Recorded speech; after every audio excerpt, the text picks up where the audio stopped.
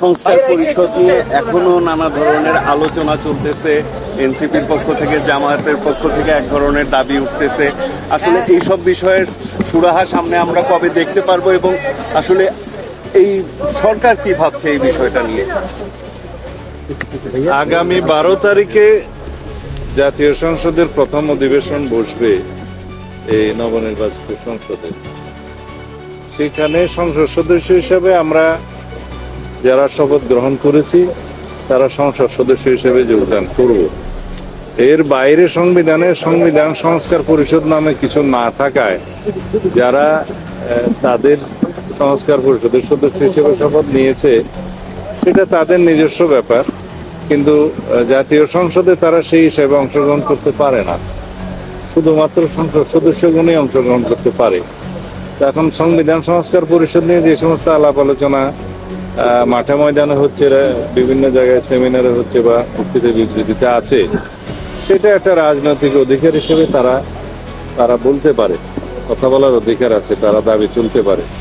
কিন্তু অসাংবিধানিক কোনো কিছু আমরা জাতীয় সংসদে উত্থাপন করতে পারি না। আমরা বলেছি যদি গণভোটের রায় অনুসারে সংবিধান সংস্কার পরিষদ গঠন করতে হয় সেটা জাতীয় সংসদে আলাপ আলোচনার মাধ্যমে এবং গণভোটের রায় কার্যকর করার মাধ্যমে করতে হবে, এবং সেই ক্ষেত্রে সংবিধানের সংশোধনী আনতে হবে।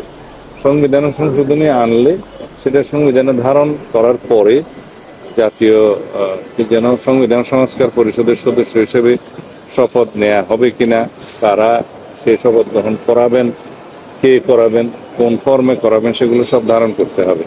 তো সুতরাং এগুলো একটা দীর্ঘ প্রক্রিয়া, আলাপ আলোচনার বিষয়। আর ইতিমধ্যে আমি জানতে পেরেছি আজকে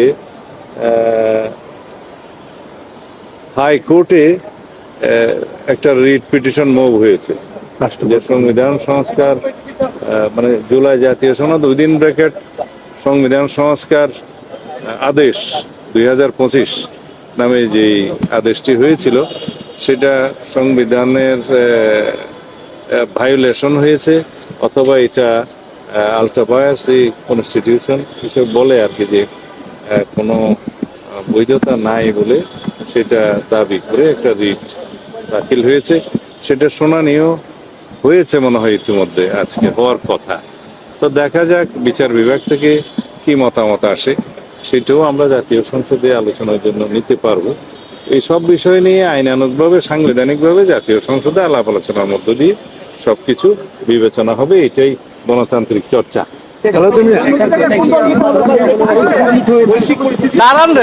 প্রথম দিন রাষ্ট্রপতিকে যেন বক্তব্য দিতে না দেয়া হয়, এইটি নিয়েও একটি রিট হয়েছে। আমার কাছে আমার ধারণা নাই এরকম রিট হয়েছে, কেন রিট হতেই পারে, কিন্তু চিঠি দিতে পারে। আমরা তো বলেছি যে এই যে কথা বলার অধিকারের জন্য, স্বাধীনতার জন্যই তো আমরা জীবন দিয়েছি, দিতে পারে। কিন্তু আমাদের সংবিধান কি বলে, আমাদের প্রথা কি বলে, আমাদের ট্রেডিশন কি বলে, যে প্রথম অধিবেশনে সংসদের বৎসরের প্রথমে এবং নতুন সংসদ গঠিত হলে তার প্রারম্ভিক সেশনে প্রথম দিনে রাষ্ট্রপতি ভাষণ দিবেন। সেটা এখনো পর্যন্ত সংবিধানে বহাল আছে, প্রথা আছে, ট্রেডিশন আছে। সুতরাং সেই হিসাবেই হবে। কেউ যদি দাবি করে সেটা ভবিষ্যতে যদি সংবিধানের সংশোধন করে যে রাষ্ট্রপতি আর ভাষণ দিবেন না, সেটা তখন দেখা যাবে।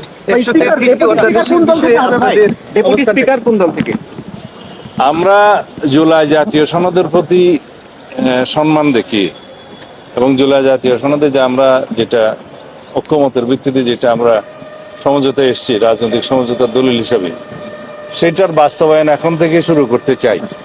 সেই জন্য আমরা আমাদের দলের পক্ষ থেকে প্রধান বিরোধী দলকে আমরা মৌখিকভাবে আমরা সাক্ষাতে তাদেরকে অফার করেছি তারা যেন ডেপুটি স্পিকার তারা ঠিক করেন, এবং সেটা সংসদে স্পিকার নির্বাচনের দিন একই সাথে নির্বাচিত হতে পারে। তাহলে এবারে কি উচ্চকক্ষ হবে সেটা আলাপ আলোচনার বিষয়। তবে ডেপুটি স্পিকার দেওয়ার বিষয়টা এখন আমরা অফার করতে পারি। সরকারি দল হিসাবে স্পিকার এবং ডেপুটি স্পিকার দুটোই সরকারি দল নিতে পারে। পরে আমরা জুলাই জাতীয় সনদের যে সমঝোতা আমরা করেছি যে দুটো ডেপুটি স্পিকার পদ সৃজন হবে, তার মধ্যে একটা ডেপুটি স্পিকার পাবে। অবশ্য ওইভাবে বলা নাই, বলা আছে যে ডেপুটি স্পিকার একজন বিরোধী দল থেকে মনোনীত হবেন বা নির্বাচিত হবেন। সেটা আমরা এখনই অফার করেছি।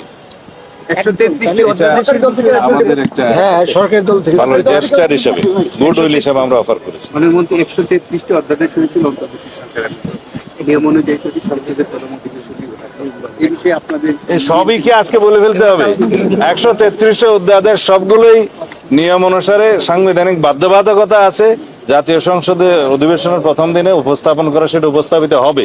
তারপরে কোনগুলো গৃহীত হবে কোনগুলো হবে না সেটা সংসদে আলোচনার বিষয়। ধন্যবাদ।